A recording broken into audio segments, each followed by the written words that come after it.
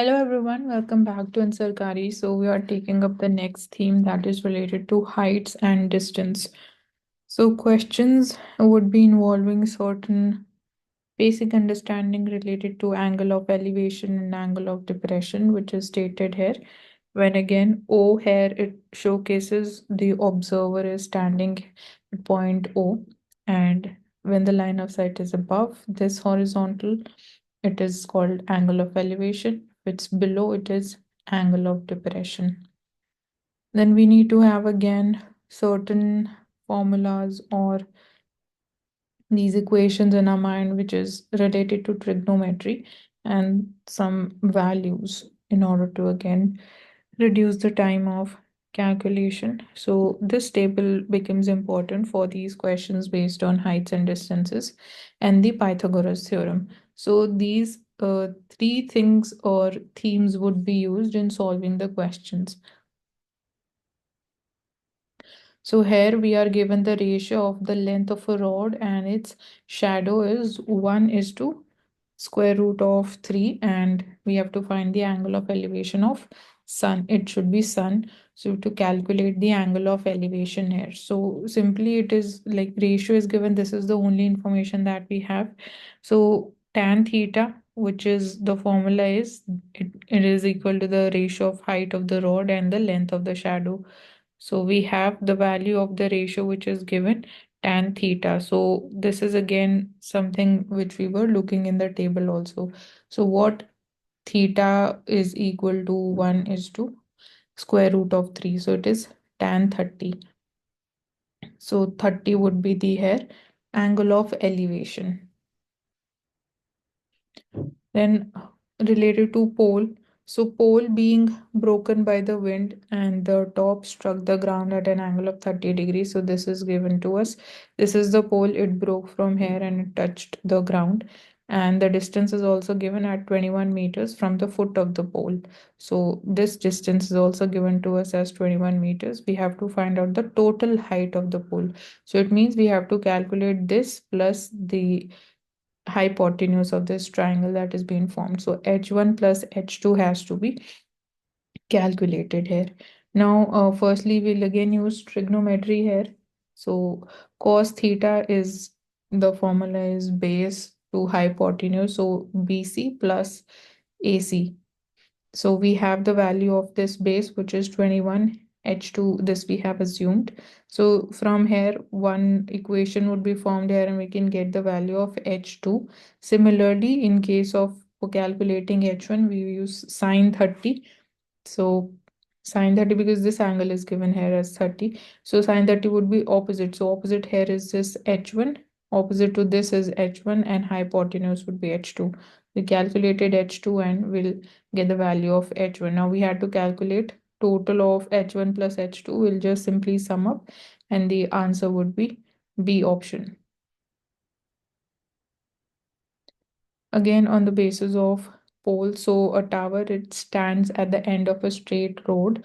So this is the pole with the height of h, and the angles of elevation of the top of the tower from 2 points on the road, which is 500 meters apart. So these 2 points on the road, which is again the point of sight.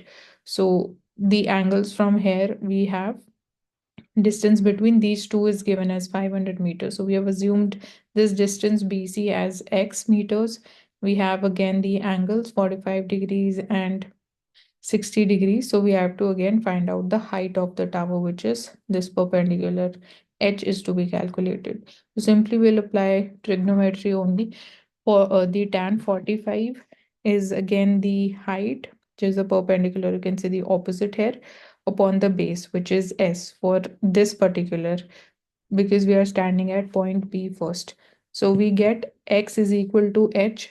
Similarly, for 60-degree here, we'll again use tan 60. So it would be opposite plus base. So opposite remains the same, that is H. Base now becomes X plus 500. To calculate the ratio, now we'll solve this equation and we'll get the value of, or we get this equation, and from equation number 1, which is X is equal to H, we'll put the value of X here because in the end we have to calculate H. So we'll be left with only one variable, and when we calculate, we'll get this as the answer, option A. Now here we have the angle of elevation of an aeroplane from a point on the ground is 60 degrees. So here firstly the airplane is at this position. So this is the angle on the ground and we are given the height is 4500 meters. Now it states that after traveling for 30 seconds the angle of elevation now changes to the 30 degrees. So it has traveled in this direction for 30 seconds and the angle now becomes 30 degrees. So if the aeroplane is again it is flying at a constant height of 4500 meters, then what is the speed of the aeroplane? So before calculating the speed we need the distance because we already have. Mansi, Hmm.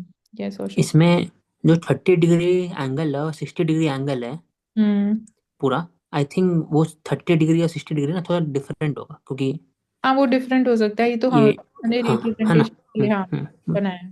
हाँ वो हाँ ठीक है, different. बस ठीक है। हम्म। सो representation के लिए बनाया, वो तो सिंपली एग्जैक्ट ऐसे नहीं होगा। तो मतलब कि एरोप्लेन जो है ना वो उस तरफ जाएगा ना तब 30 हो जाएगा, बेसिकली ये डॉट उस तरफ रहेगा, आगे रहेगा आई हाँ थिंक। उस तरफ, हाँ उस तरफ बोल हम्म। सकते हैं तो ठीक है। रिड्यूस हो जाएगा। तो tan 60 कैलकुलेट करेंगे, वही तो सिंपल फॉर्मूला ही है कि वही ऑपोजिट और जो बेस है उसका रेशियो देता है tan। तो एंगल इज 60 है तो 60 के लिए करेंगे तो जो अगेन tan 60 वैल्यू टेबल से अगर हम देखते हैं तो it would be under root of 3. So it will go to this side. So d1 will come on the left hand side and we'll get the value of d1 which is this distance. Similarly, tan 30 calculate करेंगे and for that we'll again get the value of d2 which is the second half of the distance. Now when we'll calculate the total distance aeroplane has traveled, so it is this distance which it has traveled and not this much. So that is why we'll calculate the difference between these two values or these two distances in order to get the value of this actual distance that has been traveled by the aeroplane.